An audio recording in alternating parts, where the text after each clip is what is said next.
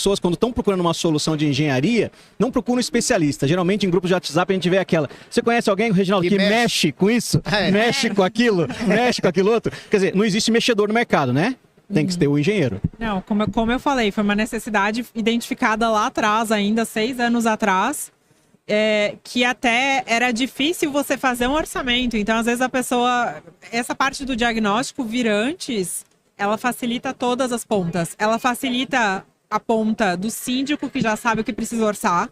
Ela facilita a ponta do fornecedor, que sabe o que vai precisar orçar de material e de serviço e quanto tempo vai durar essa obra. E isso acaba gerando economia para o condomínio. Então, essa automedicação de sair fazendo obra, de chamar o pedreiro que conhece, de fazer obra sem ter um planejamento, ela custa caro. Custa caro para a saúde do edifício, né? Como se a gente estivesse tomando muito medicamento e estragando o fígado, por exemplo. Sim, vai ver o resultado daqui a 10 anos. Então... Quando não, já é imediato, né? Porque eu acho que existe um ralo de desperdício nos condomínios. Sim. Em relação às obras, que são os retrabalhos. E muitas vezes esse retrabalho não significa que aquela aplicação necessária foi mal feita, mas foi feita no lugar errado, na hora errada, com a técnica errada. Exato. Porque faltou um diagnóstico bem feito. E quando você contrata, né, um profissional que ele tenha esse diagnóstico bem detalhado, né, com todos os maquinários, tudo bonitinho, aí você vai no médico tirar um raio-x do pulmão, né? Ele vai ter qual bactéria que está lá. Então eu vou te indicar esse medicamento. Então, quando você pensa primeiro em trazer o diagnóstico para depois fazer o orçamento, você vai ser mais assertivo, né? Então, você não vai fazer esse retrabalho, né? Porque o que o condomínio hoje acontece, né? Então, o síndico, em visão do pessoal que mora ali naquele condomínio, ele vai ter mais visibilidade, vai ter mais uma confiança entre o pessoal que mora nos apartamentos.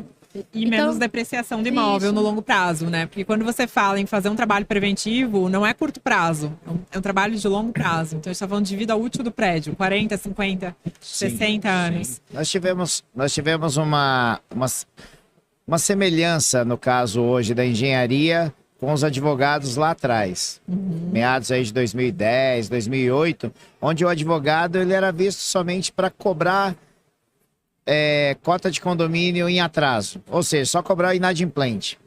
Virou a garantidora, né? Depois. Isso. E aí, com o tempo, os condomínios começaram a perceber que o papel do advogado dentro da estrutura condominial é fundamental.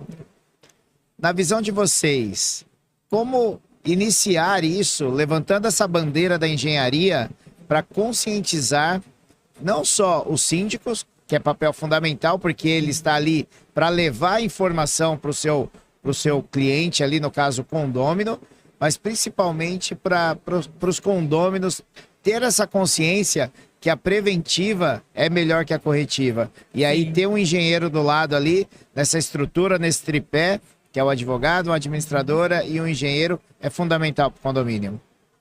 Primeiro, eu acho assim, que quando você... Hoje em dia a gente está iniciando, é novo, né? Começou em 2010 o mercado do advogado.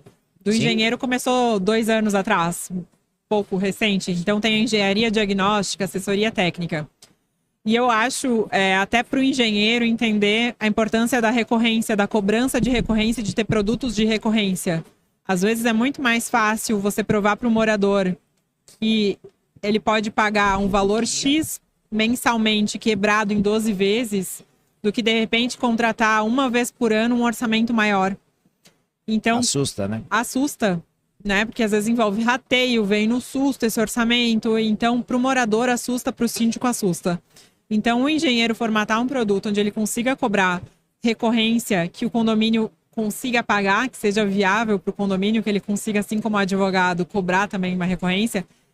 E é um caminho que o engenheiro está fazendo agora, que o médico já fez com o plano de saúde, que o advogado já fez, e que agora a gente está começando a dizer, opa, pera lá, a gente também precisa entrar nesse mercado que hoje é cobrança de recorrência. Mas tem um detalhe interessante, que até a gente pode colocar um case para entender na prática como isso funciona. Por exemplo, contrato a Dalila como engenheira patologista para fazer um laudo de inspeção predial no meu prédio, vai identificar um problema e eu vou contratar uma construtora para executar a solução. Só que eu também posso ter ela numa ação pontual, que é preparar o laudo, mas também contratá-la como assistente técnico para acompanhar a execução, para ver se de fato o remédio está aplicado de maneira correta e se a gente chegou naquele ponto que a gente desejaria de solução. Sim ou não? Sim. E hoje, quando você vai como engenheiro patologista, quando você vende o seu trabalho, a sua receita, você também vai acompanhar esse paciente. Então, já dentro do contrato, você já coloca ali quantos retornos você vai ter. Se você vai acompanhar do começo ao fim, no meio. Então, depende da demanda do nosso cliente, né? Então, pensando aí, né, na parte de diagnóstico, fazer um bom projeto de restauração, fazer um bom projeto na questão a dor do nosso cliente, para que ele tenha um orçamento efetivo e que ele não venha até aí depois um retrabalho, né? Então, é que nem a minha amiga aqui, ela está aí pensando, né, como nos ajudar a que a gente consiga fazer um laudo mais específico.